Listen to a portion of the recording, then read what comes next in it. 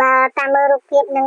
កោដៅដែលថៃដាក់មកបំផ្លិចបំផ្លាញស្រុកខ្មែរយើងនេះដូចជាតាមវត្តអារាមសាលារៀននិងកន្លែងខ្លះជាតំបន់ដែលប្រជាជនរស់នៅច្រើនអីអញ្ចឹងគឺបញ្ជាក់បានថាថៃឥឡូវវាអវិជ្ជាខ្លាំងចាស់ឲ្យអវិជ្ជាត្រង់កន្លែងនេះមិនមែនមានតែល្ងងទេអវិជ្ជាត្រង់កន្លែងនេះបានន័យថាមានជំងឺផ្លូវចិត្តណាមានរោគចិត្តណាអញ្ចឹងវាដូចថាមនុស្សញៀនលបែងញៀនហ្គេមអនឡាញអីចឹងញៀនឆ្នាំញៀនអីចឹងដល់អញ្ចឹងវាអត់មានមនុស្សធម៌វាធ្វើឲ្យតាមទំនឹងចិត្តដូចជាយកជីវិតរបស់គេធ្វើជាលំបែងកំសាន្តយកប្រទេសគេធ្វើចំណិតគោលដៅតាមរបៀបលបែងអនឡាញអញ្ចឹងប្រហែលរបៀបហ្គេមនៅក្នុងទូរស័ព្ទអីហ្នឹងនេះវាចូលលក្ខណៈការជំងឺផ្លូវចិត្តរោគផ្លូវចិត្តការជំងឺប្រសាទប្រសាទឬក៏តិថិជំងឺផ្លូវចិត្តបច្ចុប្បន្នហ្នឹងមិនមែនតចំនួនតាំងពីមុនសម័យបរិបរមរានអីទេ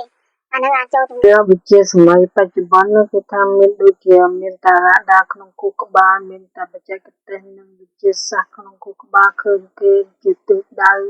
បំផ្លិចបំផ្លាញទៅការសម្បាយដូចហ្គេមអនឡាញរបស់វាចឹងអញ្ចឹងបញ្ជាក់ថា